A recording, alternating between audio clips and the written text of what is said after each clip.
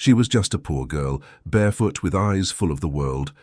Crossing paths with a mute boy from the mansion, she discovered that his silence was not empty, but full of pain. With patience, gestures, and words from other languages, she gave back to him what everyone thought was lost: his voice. If you were touched by this beautiful story of resilience and love, don't forget to subscribe to our channel and tell us which city you're watching from. Continuing. The afternoon sun cast long shadows across Rodeo Drive as 12-year-old. Sofia Martinez sat cross-legged on the warm concrete sidewalk, her bare feet tucked beneath her worn denim skirt. Her dark hair fell in tangled waves around her shoulders, and her clothes, though clean, bore the telltale signs of hand-me-downs and careful mending. In her lap lay an old paperback book, its pages yellowed and spine cracked from countless readings. The title, barely visible through the faded cover, read Basic French Conversations. Sophia had found the book 3 weeks ago in a donation box outside the Beverly Hills Public Library. Since then, she had been methodically working through every page, sounding out the unfamiliar words and practicing the pronunciations under her breath. She had always possessed an unusual gift for languages, absorbing new sounds and patterns like a sponge soaking up water. Even without formal education, she had taught herself to read English fluently by the age of 8, and now at 12, she was already tackling her 4th foreign language. The Harrison mansion loomed before her, an imposing structure of white, stone and gleaming windows that reflected the California sky. Its manicured gardens stretched for what seemed like miles, dotted with exotic plants and fountains that sparkled in the afternoon light. Sophia had been sitting on this same stretch of sidewalk every weekday for the past 2 years, waiting patiently for her mother, Carmen, to finish her shift as the family's head cook. Carmen Martinez had worked for the Harrison family for nearly 5 years now, ever since she and Sophia had arrived in Los Angeles from their small hometown in New Mexico. The job paid well enough to afford their tiny studio apartment in East LA, though the daily commute meant leaving home before dawn and returning well after dark. Sophia never complained about the long wait. She understood that her mother was providing the best life she could, and besides, the quiet time gave her precious hours to study and read. As Sophia turned a page in her French book, she noticed movement in the mansion's front garden. A boy about her age sat alone on a stone bench beneath a sprawling oak tree, his posture rigid, and his gaze fixed on something she couldn't see. His blonde hair was perfectly styled, and his clothes looked expensive, but there was something deeply unsettling about his stillness. He sat so motionless that he might have been a statue, except for the occasional blink of his blue eyes. This was not the first time Sophia had seen the boy. Over the past several months, she had observed him from her spot on the sidewalk, always alone, always silent, always positioned in the same spot in the garden. She had never seen him play with toys or run around like other children. He simply sat, day after day, as if the weight of some invisible burden kept him anchored to that bench. Sophia's natural curiosity had led her to ask her mother about the boy during one of their evening bus rides home. Carmen had hesitated before, explaining in hushed tones that the young master of the house had stopped speaking entirely after a tragic loss the previous year. The family had brought in doctors, therapists, and specialists from around the world, but nothing had helped. The boy, whose name was William but whom everyone called Will, remained locked in his own world of silence. The story had touched something deep in Sophia's heart.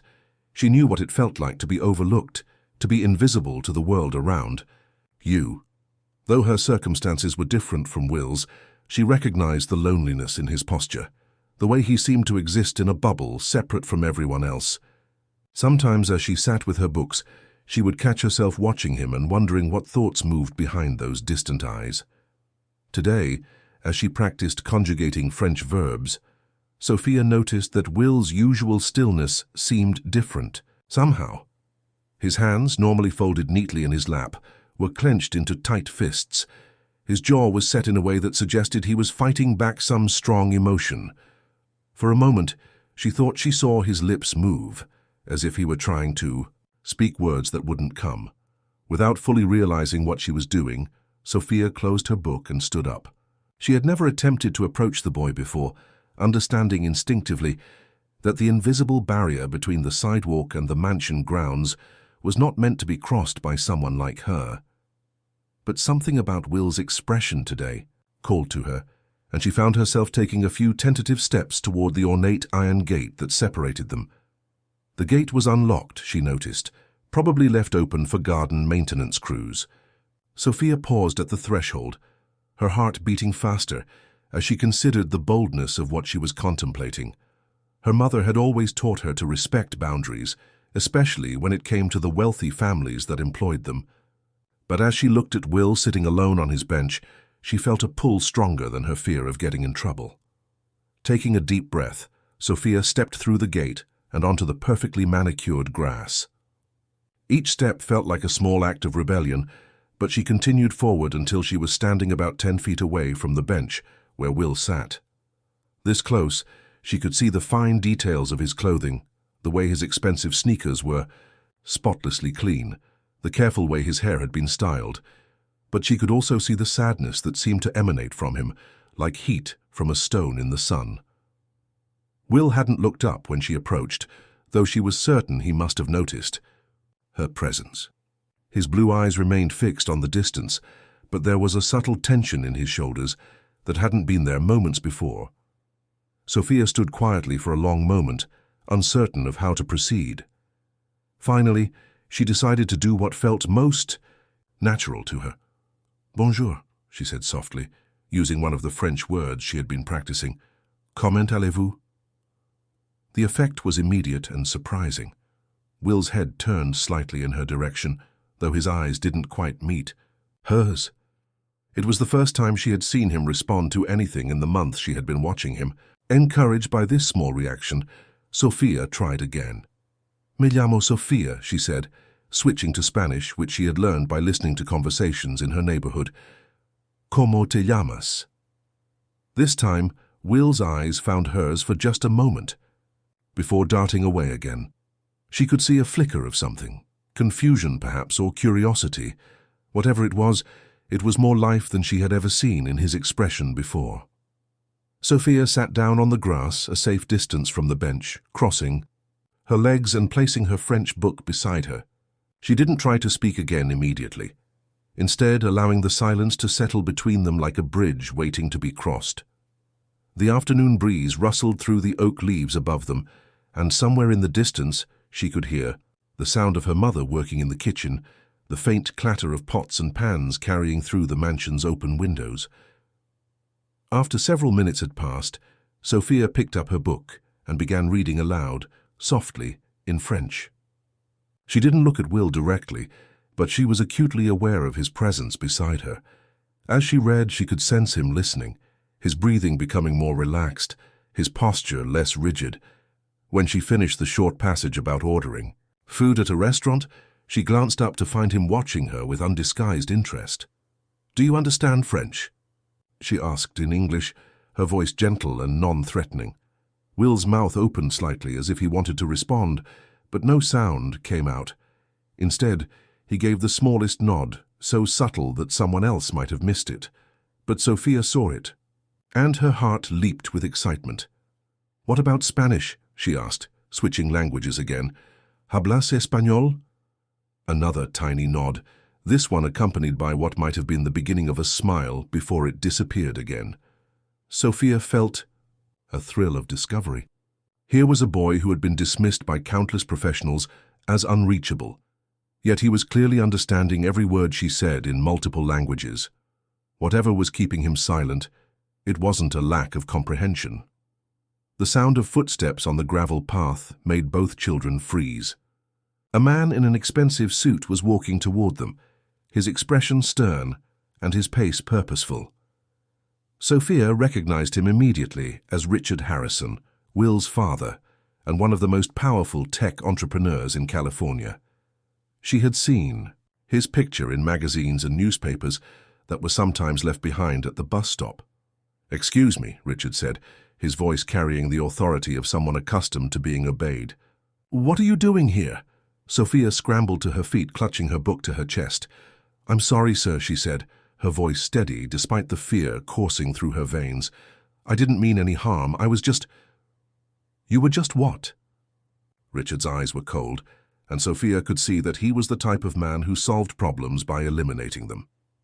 Before Sophia could answer, she noticed something that made her breath catch in her throat. Will had turned to look at his father, and for the first time since she had been watching him, there was genuine emotion in his eyes, but it wasn't happiness or relief at his father's presence. It was fear. The realization hit Sophia like a physical blow. This boy wasn't just grieving or traumatized. He was afraid. And suddenly she understood something that all those expensive doctors and therapists had missed. Will's silence wasn't a symptom of his inability to speak. It was a choice. Chapter 2. The Language of Understanding. Richard Harrison stood towering over Sophia, his expensive suit and polished shoes gleaming in the afternoon sunlight. His presence seemed to fill the entire garden, and Sophia could feel the weight of his authority pressing down on her like a physical force. She had encountered men like him before, men who were accustomed to having every word treated as a command, and every wish granted without question. "I asked you a question," Richard said, his voice carrying the sharp edge that had helped him build his technology empire. "What are you doing on my property?" Sophia's mind raced, searching for the right words that might explain her presence without making the situation worse. She was acutely aware that she had crossed a line by entering the Harrison estate, but she was even more aware of Will's reaction to his father. The boy had shrunk back against the bench, his earlier spark of interest completely extinguished. "My mother works for you, sir," Sophia said, keeping her voice respectful but steady. "Carmen Martinez, she's your cook. I was waiting for her shift to end and I saw Will sitting alone. I thought maybe he might want some company." Richard's expression didn't soften, but she caught a flicker of something, perhaps surprise, in his eyes. Most people who worked for him kept their families at a distance, understanding that the invisible boundaries between employer and employee were not meant to be crossed. "Carmen's daughter," he repeated, as if placing her in the proper category in his mind. "That doesn't give you permission to wander onto private property. My son doesn't need company, especially not from—" He paused, clearly searching for a diplomatic way to express his disapproval. "From someone like me," Sophia finished, saving him the trouble. Richard's jaw tightened. "From someone who doesn't understand his situation. William has been through enough without having strangers intrude on his privacy." Sophia glanced at Will, who was now staring at the ground, his hands clenched so tightly in his lap that his knuckles had turned white. Something about his posture, the way he seemed to be trying to make himself invisible, sparked a defiance in Sophia that surprised even her. "He understood me," she said quietly, but with conviction. "When I spoke to him in French and Spanish, he understood every word." Richard's attention snapped back to her with laser focus. "What did you say?"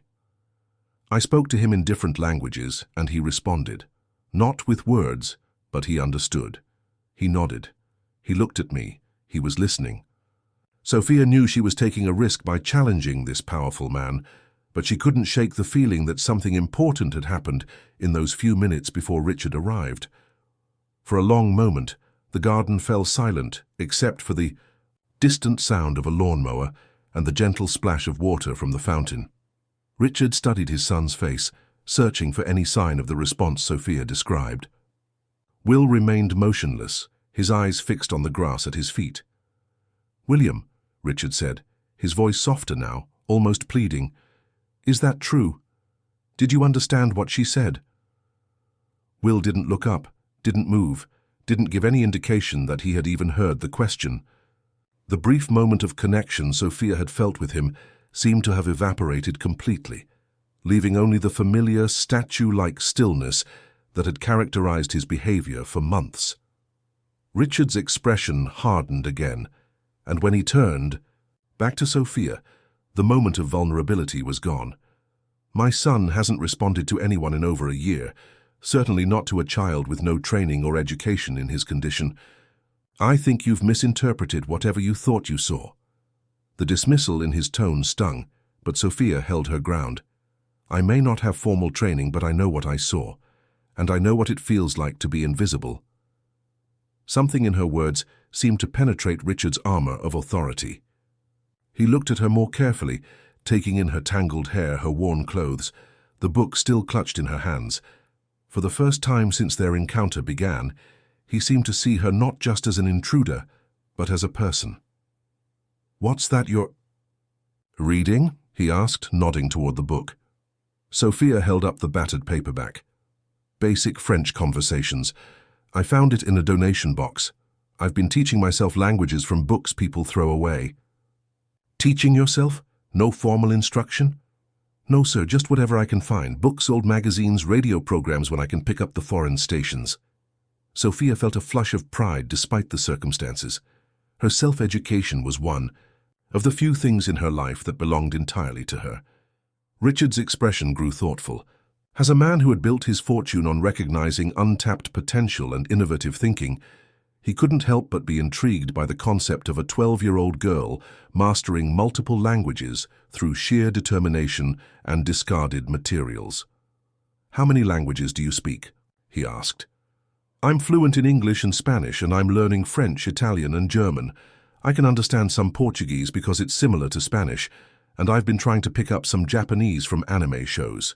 The words tumbled out of Sophia before she could stop them. She rarely had the opportunity to talk about her passion for languages with someone who seemed genuinely interested. As Sophia spoke, she noticed something remarkable happening. Will had lifted his head slightly and was watching her with unmistakable fascination. His blue eyes were focused and alert, more alive than she had seen them at any point during her months of observation. Whatever had caused him to retreat into silence when his father arrived, her discussion of languages seemed to be drawing him back out. Richard noticed his son's reaction too. The change was subtle, but after months of complete unresponsiveness, even the smallest shift in Will's attention was significant. "William," Richard said carefully, crouching down to his son's eye level, "are you interested in what Sophia is saying about languages?" Will's eyes flicked briefly to his father's face before returning to Sophia. He didn't nod or make any verbal response, but the intensity of his attention was answer enough.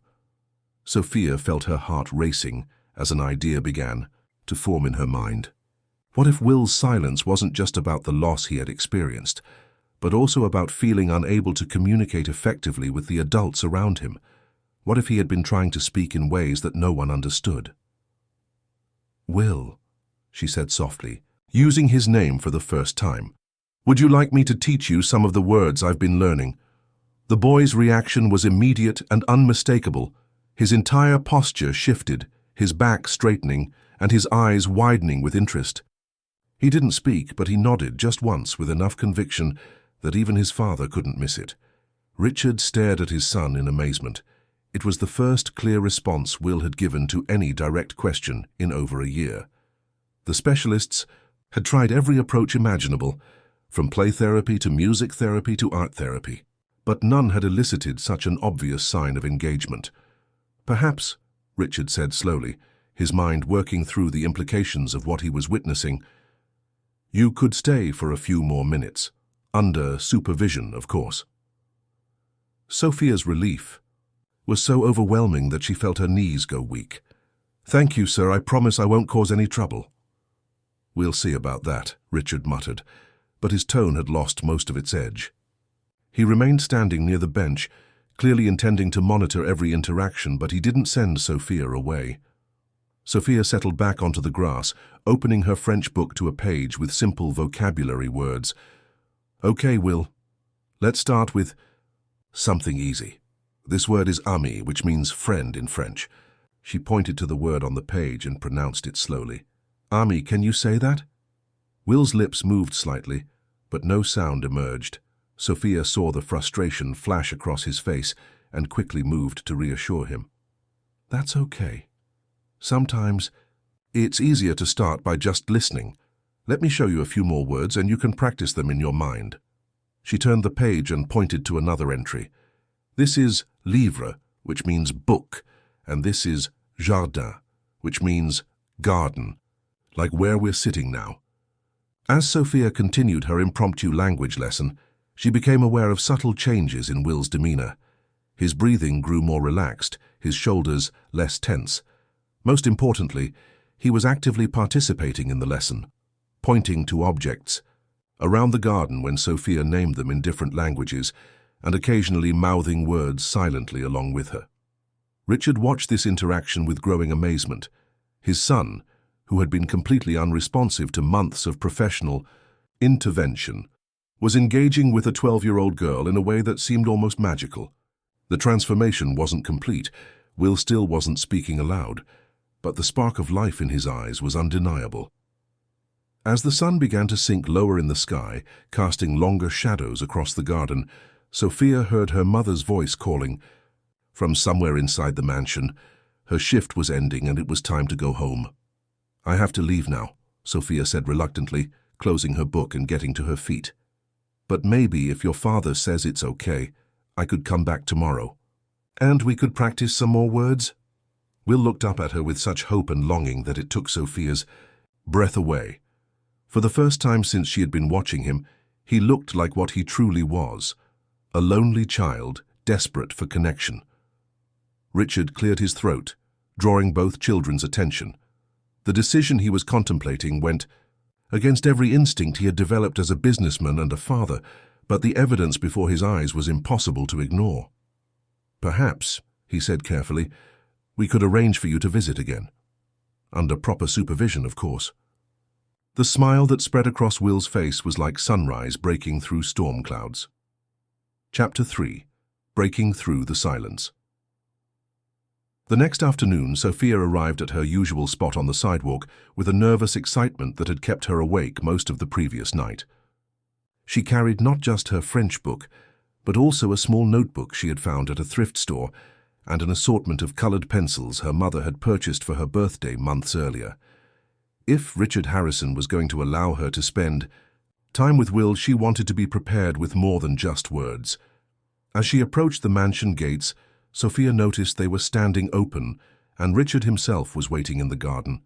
He looked more relaxed than he had the day before, though she could still sense the careful scrutiny in his gaze.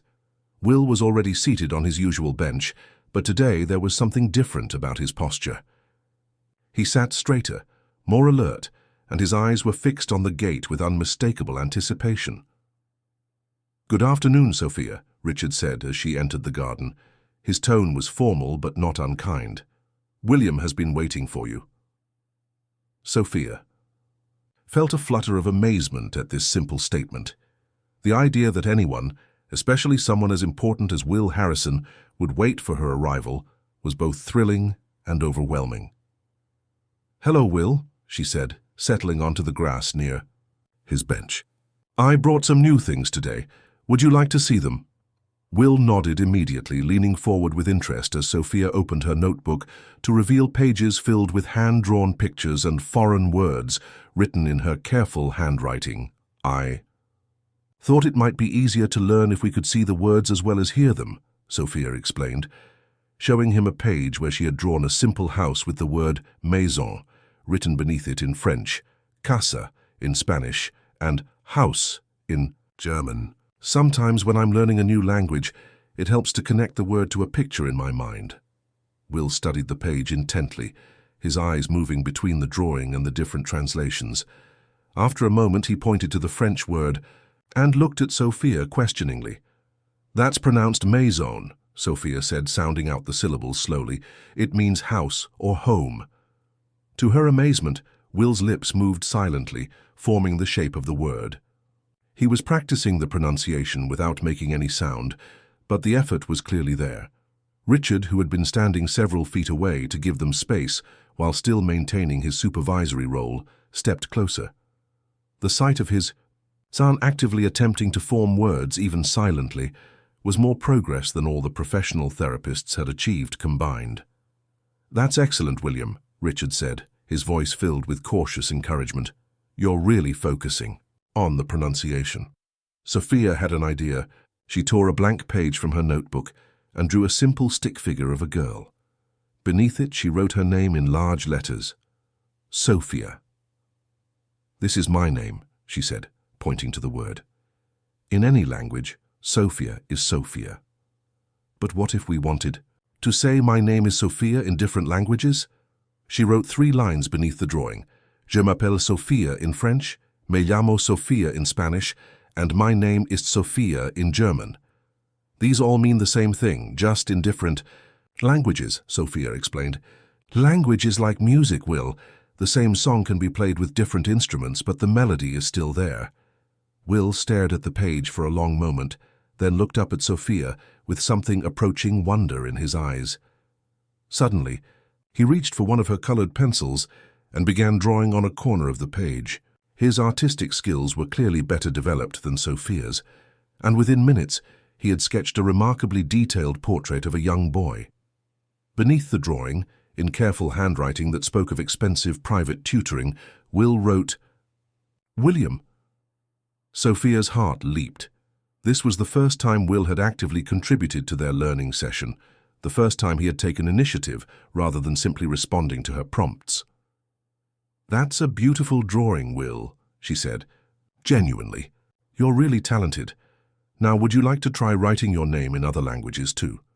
Will nodded eagerly and pointed to the French line Sophia had written. She guided him through writing "Je m'appelle William" beneath his drawing, helping him with the pronunciation of each word. His hand moved carefully but confidently, and Sophia noticed that he seemed to grasp the grammatical structure intuitively.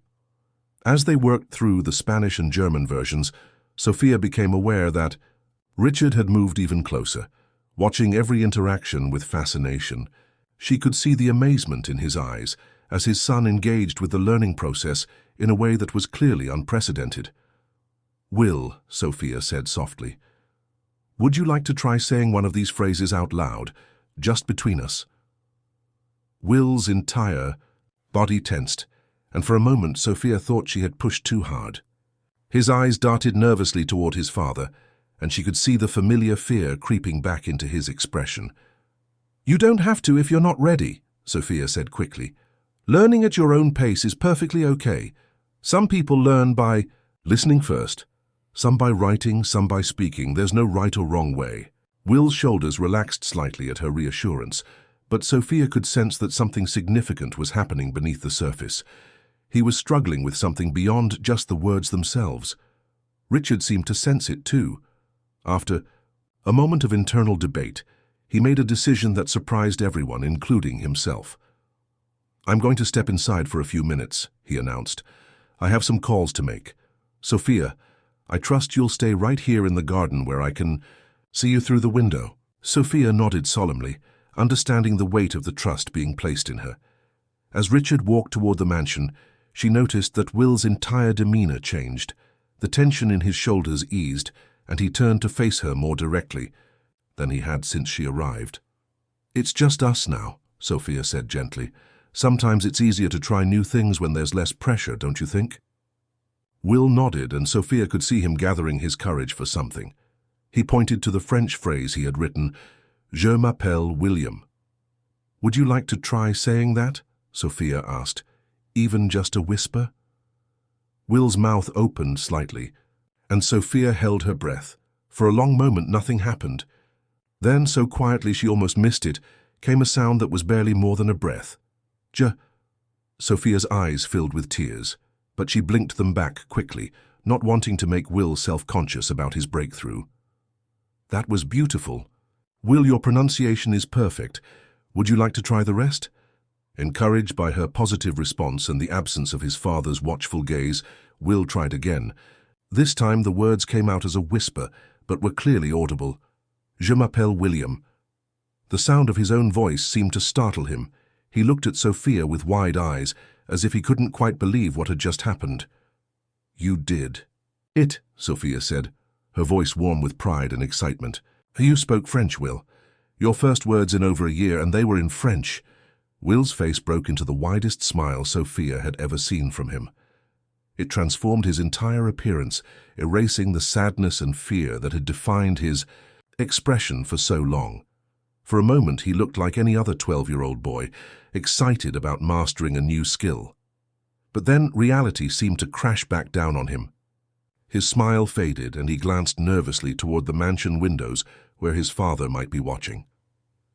"It's okay," Sophia said, understanding his fear.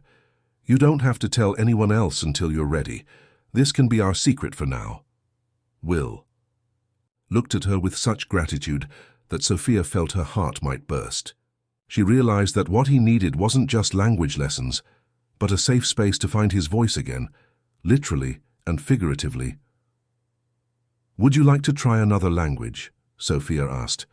"Or would you rather practice more French words?" Will pointed to the Spanish line, and Sophia smiled. For the next 20 minutes they worked together on basic Spanish phrases, with Will gradually becoming more confident about whispering the words. His accent was surprisingly good, and Sophia suspected that his silent months had been spent absorbing far more than anyone realized. When Richard returned to the garden, Will immediately reverted to his silent state, but Sophia could see the difference in his eyes. There was a spark there now, a sense of possibility that hadn't existed before. "How did things go?" Richard asked, studying his son's face for any signs of progress. "Very well," Sophia replied diplomatically. "Will is an excellent student. He has a real gift for languages." Richard nodded, though Sophia could see the frustration in his expression at not witnessing any vocal breakthroughs himself. She understood his impatience, but she also understood that Will needed time to build confidence before he would be ready to speak in front of his father. As the afternoon drew to a close and Sophia prepared to leave, Will grabbed her notebook and quickly wrote something on a blank page. He tore out the page and handed it to her. Sophia looked down at the paper and felt her breath catch. In careful handwriting, Will had written, "Gracias, amiga." "Thank you, friend." Looking up at him, Sophia saw him mouth the words silently, his eyes shining with emotion and hope. For the first time since she had known him, Will Harrison looked like a boy with a future. Chapter 4. Unveiling Hidden Truths. 3 weeks had passed since Sophia first spoke to Will in the garden, and their afternoon sessions had become the highlight of both children's days. Sophia now arrived each day with her growing collection of language materials, old textbooks, rescued from donation bins, and handmade flashcards covered in her careful illustrations. Will had progressed from silent whispers to speaking full sentences in 4 different languages, but only when his father was not present. Richard had begun working from home more frequently, ostensibly to handle business calls, but really to observe the remarkable transformation taking place in his son. Though Will remained silent in his presence, Richard couldn't help but notice the dramatic changes in his son's demeanor. The boy, who had been listless and withdrawn for over a year, now showed signs of genuine happiness. His posture was more confident, his eyes bright with curiosity, and sometimes Richard even caught him humming softly when he thought no one was listening. On this particular afternoon, Sophia arrived to find Richard waiting in the garden with an expression that seemed different from his usual careful observation. There was something almost vulnerable about the way he stood, and Sophia sensed that something important was about to happen. "Sophia," Richard began, his voice carrying an unusual note of uncertainty, "before you begin today's lesson, I wonder if we might have a conversation about William's progress." Sophia settled onto her usual spot on the grass, but she could feel the weight of Richard's attention in a new way. "Of course, Mr. Harrison. What would you like to know?" "The specialists I've consulted," Richard said slowly, "have all indicated that William's selective mutism stems from trauma related to his mother's passing. They've recommended various approaches, but none have produced results like what I've observed since you began spending time with him." Sophia glanced at Will, who was listening intently from his bench. She could see a flicker of pain cross his face at the mention of his mother, but also something else, something that looked almost like relief. "I'm not a doctor," Sophia said carefully, "but I think sometimes the problem isn't that someone can't speak. Sometimes it's that they don't feel safe speaking." Richard's eyebrows rose. "What do you mean by that?" Sophia took a deep breath, knowing she was about to venture into territory that might be unwelcome. "Will speaks beautifully when it's just the 2 of us. His pronunciation is perfect, his grammar is intuitive, and he can switch between languages like someone who's been studying them for years. The ability is there. Then why doesn't he speak to me? Richard's frustration was evident, but so was his genuine confusion and pain. Before Sophia could answer, Will stood up from his bench and walked over to where they sat. He looked directly at his father for a long moment, and Sophia could see him gathering courage for something significant. "Papa," Will said quietly, his voice rusty from disuse but clear and strong. "Je peux parler. I can speak." Richard's face went completely white. For a moment he seemed frozen, unable to process what he had just heard. His son had not only spoken to him for the first time in over a year, but he had done so in 2 languages. "William," Richard whispered, tears beginning to form in his eyes. "You can speak. All this time, you could speak." Will nodded solemnly. "I stopped talking because when Mama died, you stopped listening." The words hung in the air like a physical blow. Sophia felt her own eyes fill with tears as she witnessed this moment of raw honesty between father and son. Richard looked as though Will's words had shattered something deep inside him. "I stopped listening?" Richard repeated, his voice hollow. "You were always on the phone or in meetings or traveling," Will continued, his confidence growing with each word. "When I tried to tell you how sad I was, you would say we needed to be strong. When I cried, you would leave the room. When I asked about Mama, you would change the subject. So I stopped trying." Richard's hands were shaking now. "William, I thought I was protecting you. I thought if we didn't talk about the sadness, it would hurt less." "But it hurt more," Will said simply, "because I was sad and alone."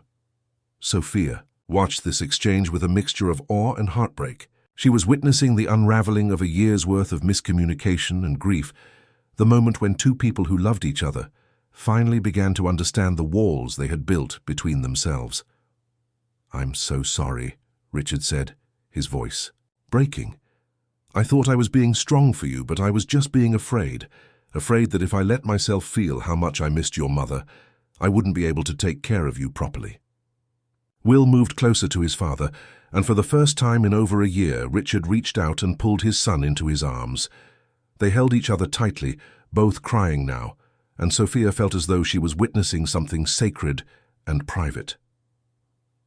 After several minutes, Will pulled back slightly and looked at his father with eyes that seemed much older than his 12 years. "Sophia taught me something important," Will said, glancing at her with gratitude. "She taught me that the same feeling can be expressed in many different languages, but the feeling is still real. When I say I miss you in English, or tu me manques in French, or te extraño in Spanish, it's the same hurt. But saying it doesn't make it worse. It makes it smaller somehow." Richard looked over at Sophia with an expression of wonder and gratitude. "You taught him that?" Sophia shook her head. "He taught himself. I just gave him the words to do it with." "But how did you know?" Richard asked. "How did you understand what he needed when professionals with years of training couldn't reach him?" Sophia considered the question carefully before answering. "I think it's because I know what it feels like to be invisible. When you're poor, when you're different, when you don't fit into the world people expect, you become really good at seeing other invisible people." She looked at Will, who was still standing close to his father but listening to every word. Will wasn't broken or sick. He was just trying to protect himself the only way he knew how. Sometimes silence feels safer than risking being hurt again. Richard nodded slowly, beginning to understand. "And you made him feel safe." "We made each other feel safe," Sophia corrected. "That's what friends do." Will smiled at this, a real, genuine smile that transformed his entire face. "Sophia is my best friend," he announced to his father, "and she's going to help me learn Japanese next."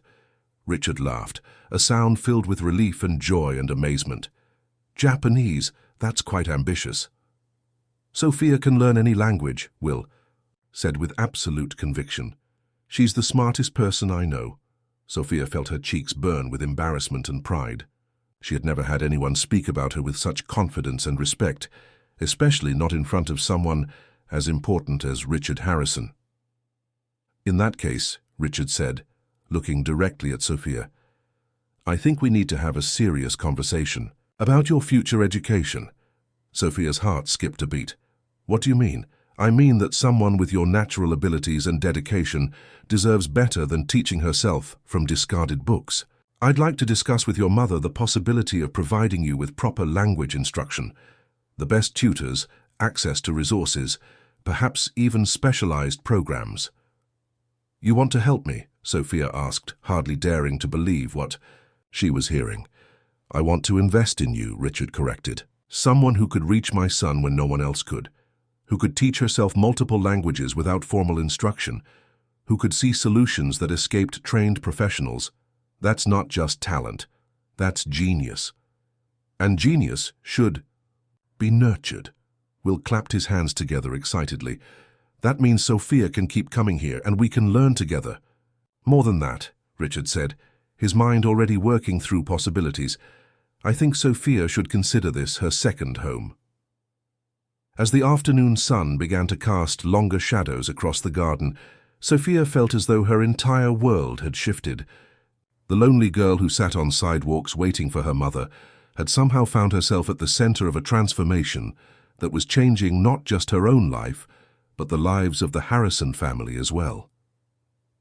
But even more important than the promise of educational opportunities was the simple fact that she had found something she had never had before, a place where she truly belonged, where her gifts were recognized and valued, where she was seen not as a poor girl from the wrong side of town, but as exactly who she was meant to be.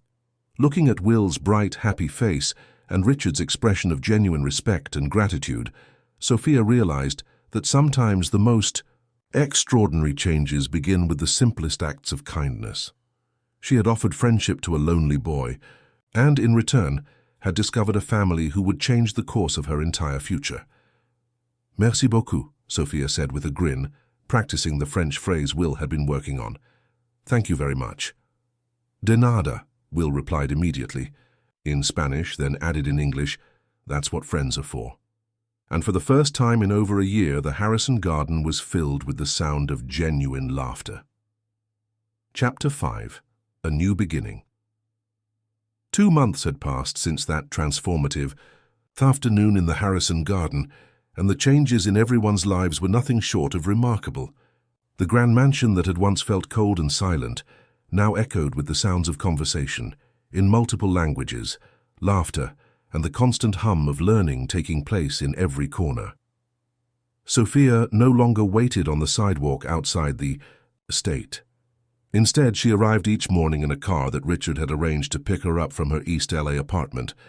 Her mother, Carmen, had been initially overwhelmed by the Harrison family's generous offer to support Sophia's education, but seeing her daughter's joy and rapid progress had convinced her that this opportunity was meant to be. The transformation in Will was the most dramatic of all. The silent, withdrawn boy who had spent months staring into space had become an animated, curious child who peppered Sophia with questions about grammar, pronunciation, and cultural differences between countries. His natural intelligence, no longer hidden behind walls of grief and fear, had proven to be exceptional. He could now converse fluently in 6 languages and was eagerly tackling his 7th. On this particular morning, Sophia arrived at the mansion to find Richard waiting for her in his study, a room that had previously been off-limits to everyone except business associates and family members. The walls were lined with books, awards, and photographs from his various business ventures, but today she noticed something new, a large world map covered with colorful pins marking all the countries whose languages she and Will had been studying. Good. Morning, Sophia, Richard said, gesturing for her to take a seat in one of the leather chairs facing his desk. I wanted to speak with you before Will joins us today. Sophia settled into the chair, still sometimes amazed by how much her life had changed. 3 months ago, she would never have imagined sitting in the private study of one of Beverly Hills's most successful businessmen, being treated as an honored guest rather than the daughter of hired help. I've been making some inquiries, Richard continued, about educational opportunities for someone with your unique talents.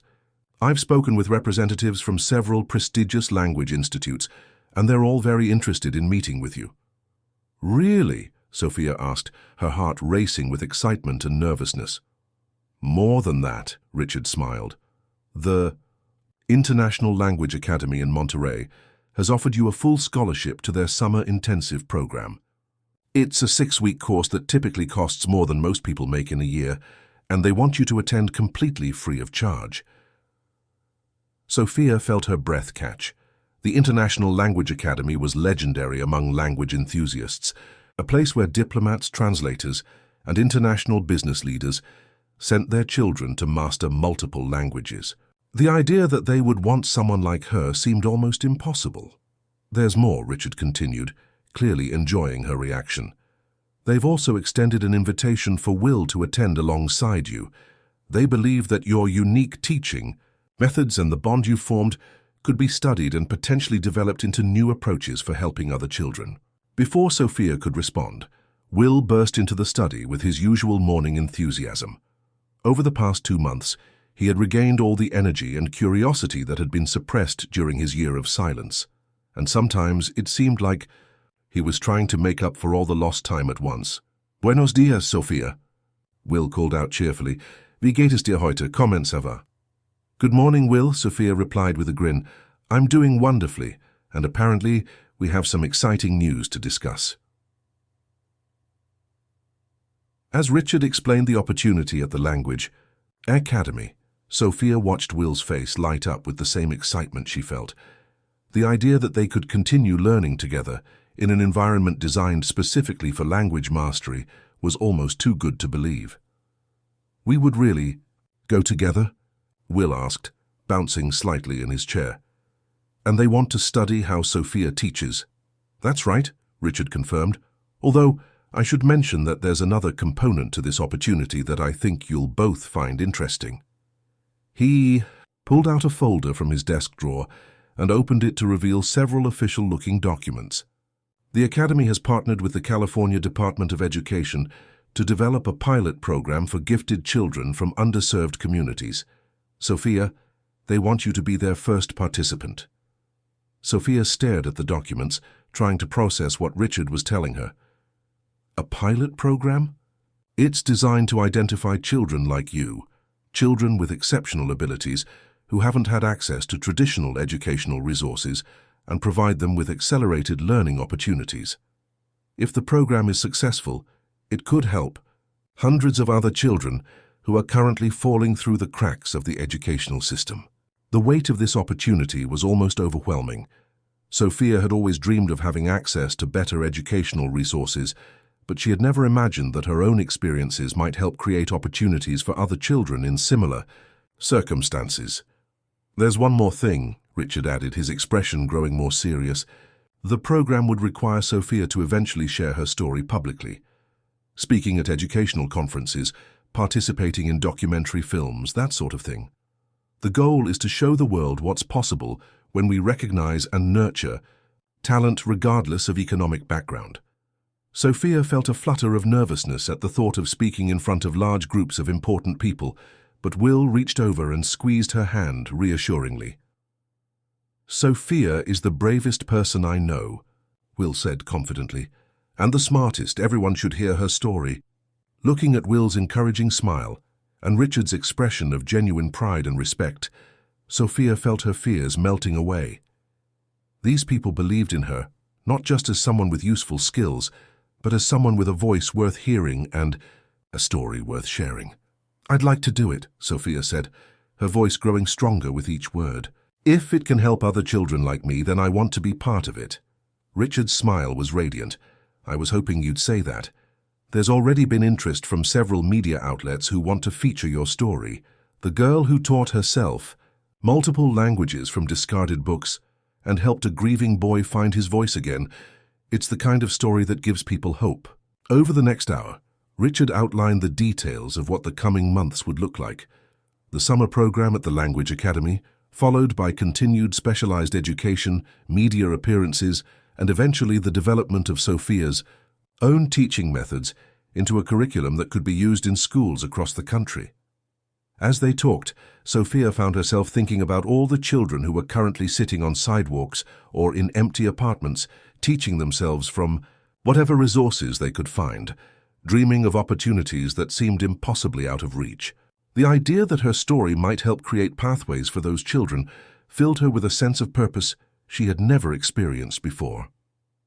"There's something I want to show you both," Richard said, standing up and walking to a cabinet on the far side of the study. He returned with a beautifully bound photo album. "These are pictures of William's mother, Elena," he said softly, opening the album to reveal photographs of a woman with Will's bright blue eyes and gentle smile. She was a language teacher before we married. She spoke 7 languages fluently and always dreamed of creating programs to make language learning accessible to everyone. Sophia looked at the photographs with new understanding. Eleanor Harrison had been beautiful, but more than that, she had possessed the same spark of intelligence and compassion that Sophia recognized in Will. "She would have loved you, Sophia," Richard continued, his voice thick with emotion. "She would have been so proud to see what you've accomplished, and she would have been thrilled to know that you've helped Will discover his gift for languages."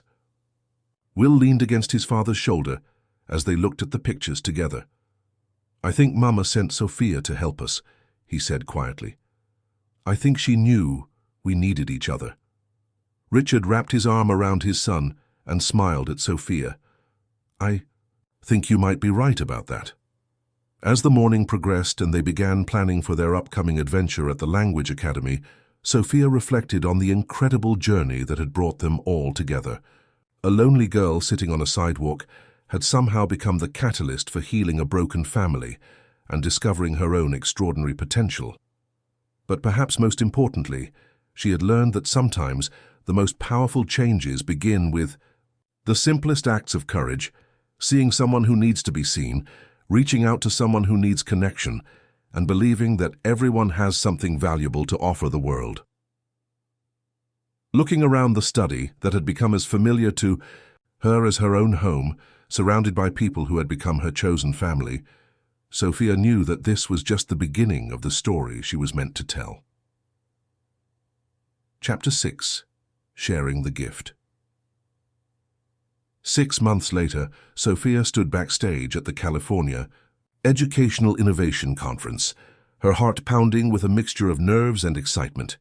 Through the curtain, she could hear the murmur of over 1,000 educators, administrators, and policymakers who had come to hear about breakthrough approaches in childhood development and language acquisition. The summer at the International Language Academy had been transformative for both Sophia and Will. Not only had they mastered 2 additional languages each, but Sophia had worked with leading researchers to document her intuitive teaching methods. What had begun as simple friendship and natural empathy had been revealed to contain sophisticated pedagogical principles that could revolutionize how educators approach children with trauma, learning differences, and exceptional abilities. "Are you ready?" asked Dr. Margaret Chen, the conference organizer who had become Sophia's mentor over the past few months. "The audience is very excited to meet you." Sophia nodded, smoothing down the professional dress that Richard had insisted on buying for her speaking engagements. She still sometimes felt like she was playing dress-up, but she had learned that her message was more important than her comfort level. "Remember," Dr. Chen continued, "you're not just telling your story.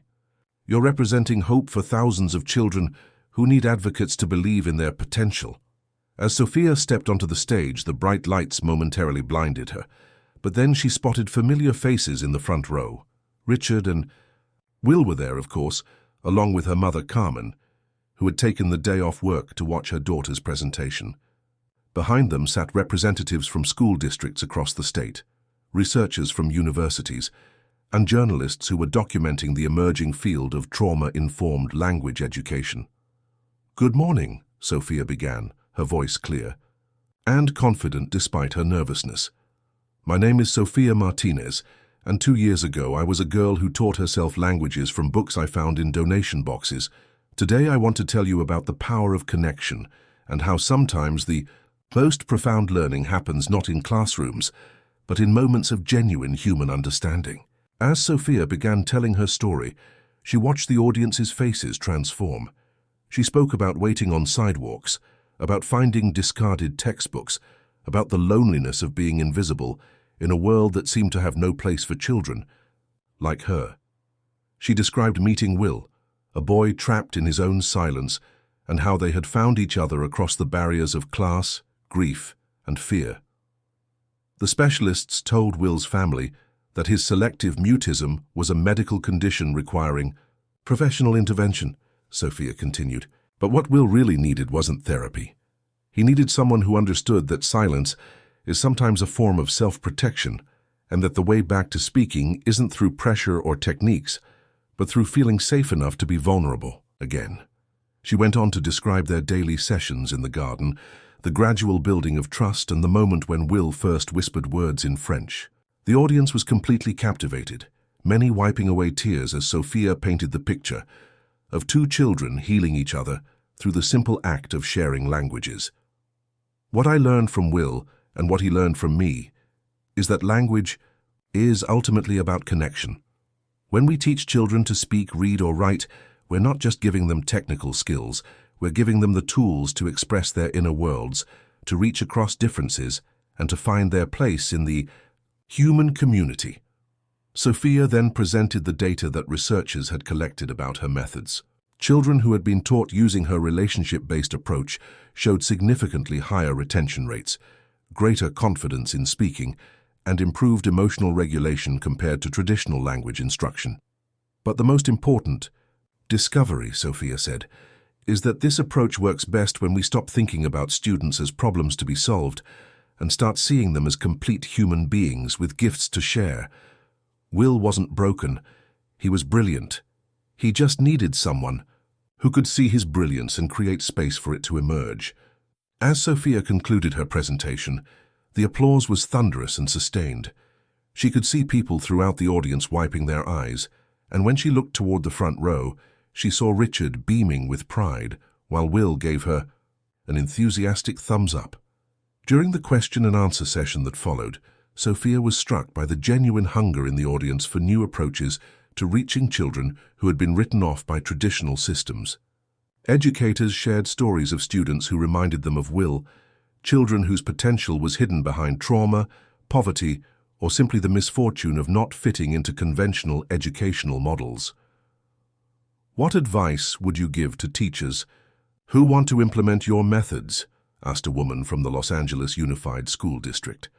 Start by really seeing your students, Sophia replied. Not just their test scores or their behavior problems, but who they are as complete people. Ask yourself what gifts they might have that haven't been recognized. Create spaces where they feel safe to be vulnerable, and remember that sometimes the child who seems the most unreachable is actually the one who most desperately wants to connect. After the formal presentation ended, Sophia was surrounded by educators, researchers, and administrators who wanted to learn more about implementing relationship-based language instruction in their programs. Several school districts expressed interest in piloting programs based on her methods, and a major publisher approached her about writing a book documenting her techniques. But the conversation that meant the most to Sophia came from a young teacher from a low-income school district in Fresno. I have a student who reminds me so much of the boy in your story, the teacher said. He's been silent for months, and everyone keeps saying he has behavioral problems.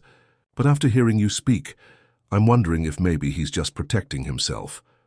Trust that instinct, Sophia encouraged her. And remember that sometimes the most powerful intervention is simply believing in someone's potential when everyone else has given up on them. As the conference wound down and Sophia prepared to leave, she reflected on how dramatically her life had changed. The girl who had once felt invisible now had a platform to advocate for other invisible children. The student who had taught herself from discarded materials was now being consulted by some of the most prestigious educational institutions in the country. But perhaps most remarkably, the friendship that had begun in a Beverly Hills garden had evolved into something that was touching lives far beyond anything she or Will could have imagined. I'm so proud of you, Richard said as they walked toward the conference exit together. Eleanor would have been proud too.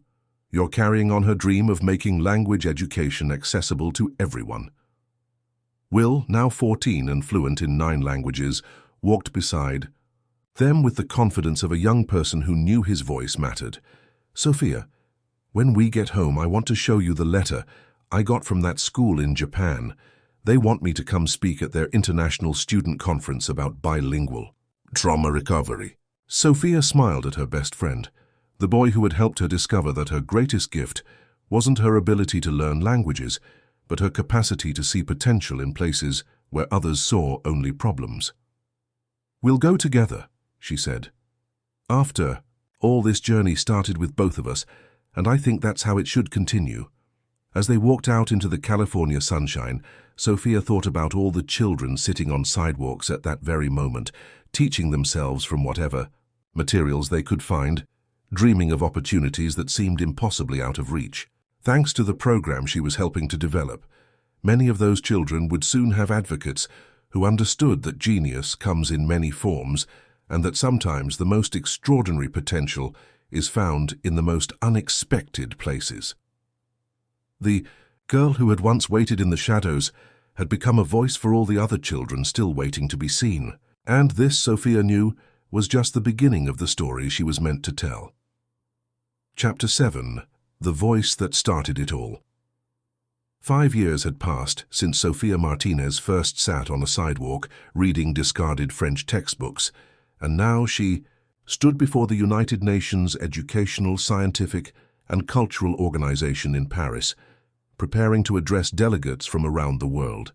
At 17, she had become the youngest person ever invited to present at UNESCO's annual conference on innovative educational practices. The girl who once waited in the shadows of Beverly Hills had been transformed into a confident young woman whose methods were being implemented in schools across 6 continents. Her book, The Language of Connection: Teaching Through Relationship, had become required reading in education programs worldwide, and the Sophia Martinez Foundation had established learning centers in underserved communities throughout the Americas. But today's presentation was special for reasons that went beyond professional recognition. In the audience sat Will Harrison, now 19, and preparing to begin his studies at Oxford University, where he would pursue degrees in both linguistics and international relations. Beside him sat Richard Harrison, whose technology company had partnered with the foundation to create digital platforms that made language learning accessible to children regardless of their economic circumstances. Most importantly, Carmen Martinez sat in the front row, tears of pride streaming down her face as she watched her daughter prepare to address some of the most influential education leaders in the world. The woman who had once worried about her daughter spending too much time with books had become one of the foundation's most trusted administrators, helping to identify talented children in communities that had been overlooked by traditional educational systems. "Distinguished delegates," Sophia began in perfect French, before switching seamlessly to English. "5 years ago, I was a child who believed that my voice didn't matter. I was poor, I was invisible, and I was learning from materials that others had thrown away. Today I stand before you not because I overcame those circumstances, but because I learned to see them as the very experiences that prepared me to understand what other forgotten children need to thrive." As Sophia told her story to the international audience, she could see delegates from dozens of countries leaning forward with intense interest. The narrative had lost none of its power over the years, but she had learned to weave it together with research data, implementation strategies, and concrete examples of how relationship-based education was transforming communities around the world. In rural Colombia, we have a learning center where children who had never seen a book are now tutoring each other in 3 languages. In inner-city Detroit, students who were labeled as having learning disabilities are discovering gifts for communication that their teachers never knew existed. In refugee camps in Jordan, children who had lost everything are rebuilding their sense of hope through connections that transcend cultural and linguistic barriers. Sophia paused to look directly at Will, who nodded encouragingly from the audience. Their friendship had evolved over the years into a professional partnership, with Will's insights into trauma recovery complementing Sophia's pedagogical innovations. Together, they had authored research papers that were reshaping how educators approached children with selective mutism, anxiety and other conditions that had traditionally been seen as obstacles to learning rather than responses to inadequate support systems. But perhaps the most important lesson we've learned, Sophia continued, is that every child we've worked with, regardless of their background or circumstances, has taught us something new about the infinite capacity of human beings to connect, learn, and grow when they feel truly seen and valued. She went on to present case studies from around the world, stories of children whose lives had been transformed by educators trained in her methods. There was Maria from Guatemala, who had gone from complete silence to becoming a translator for international aid organizations. There was David from South London, whose aggressive behavior had masked a brilliant mind for pattern recognition that emerged once he felt safe to express himself. There was Yuki from Tokyo, whose selective mutism had hidden an extraordinary gift for musical language acquisition. Each of these children, Sophia explained, was initially seen as a problem to be solved or a case to be managed. But when we approached them as complete human beings with unique gifts and perspectives, they didn't just learn. They became teachers themselves, showing us new ways to understand human potential. As Sophia's presentation drew to a close, she returned to the personal dimension of her story, the relationship with Will that had started everything. The boy I met in that Beverly Hills garden taught me that silence isn't always absence. Sometimes it's presence so profound that words feel inadequate. He taught me that healing happens not through techniques or interventions, but through the simple act of believing that someone's voice matters and being patient enough to wait for them to find the courage to use it. She looked directly at Will as she spoke, and he smiled back at her with the warmth of someone who had shared a journey that neither of them could have imagined when it began. Today, that boy is preparing to study at one of the world's most prestigious universities, where he will continue the work of building bridges between languages, cultures, and communities. But more importantly, he is living proof that when we refuse to give up on each other, when we create spaces for connection across differences, extraordinary things become possible. The standing ovation that followed was unlike anything Sophia had ever experienced. Delegates from countries that rarely agreed on anything were united in their enthusiasm for an approach that recognized the inherent dignity and potential of every child. As she looked out at the hundreds of faces in the audience, Sophia could see something she had never dared to hope for when she first started sharing her story: the possibility that no child would ever again have to feel as invisible as she once had. During the reception that followed, Sophia was approached by education ministers, university presidents, and foundation leaders from around the world, all eager to implement her methods in their own contexts.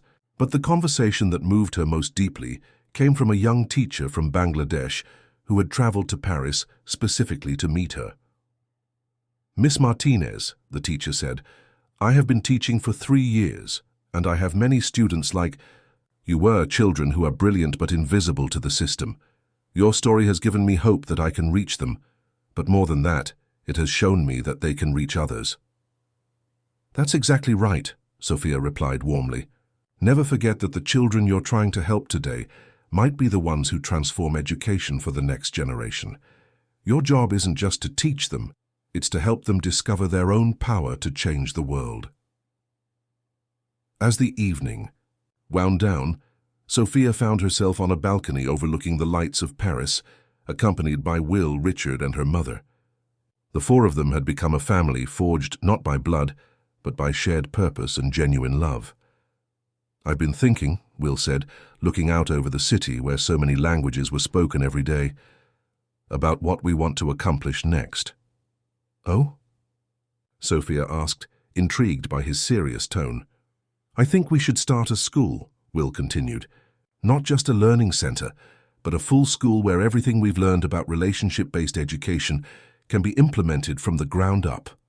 A place where children like we were can not only learn, but can become leaders and innovators themselves." Sophia felt her heart leap at the possibility. A school where being different isn't seen as a deficit, but as a gift. "Exactly," Richard added, his businessman's mind already working through the logistics. A place that proves that when we invest in human potential regardless of economic background, everybody benefits. Carmen, who had remained quiet during this exchange, finally spoke up with tears in her eyes. When you were little, Sophia, you used to tell me about your dreams of a world where every child could learn in the way that worked best for them. I never imagined that my little girl would grow up to actually create that world. As Sophia looked at her chosen family, surrounded by the lights of one of the world's great cities, preparing to return to California to begin their next chapter, she reflected on the incredible journey that had brought them all together. A lonely girl reading on a sidewalk had somehow become the catalyst for a movement that was transforming how the world thought about education, potential, and the power of human connection.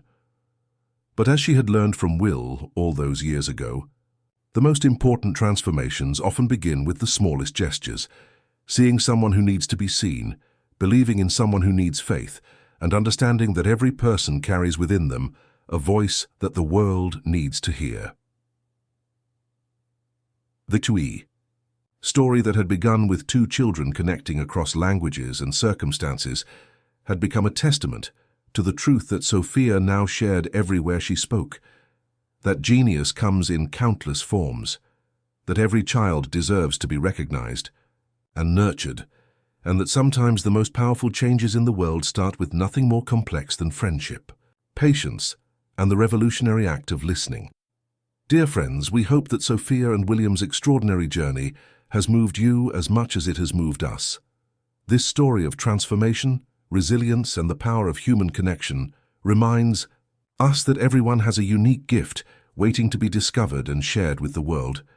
We've created a special playlist featuring more inspiring stories just like this one, stories that celebrate the triumph of the human spirit and the magic that happens when we refuse to give up on each other. You can find that playlist by clicking the link that's appearing on your screen right now. If Sophia and William's story touched your heart, we'd be honored if you'd subscribe to our channel and give this video a thumbs up. Every day we bring you true stories of courage, hope, and transformation that remind us why kindness and compassion can change everything. Don't forget to share your thoughts in the comments below. We love hearing how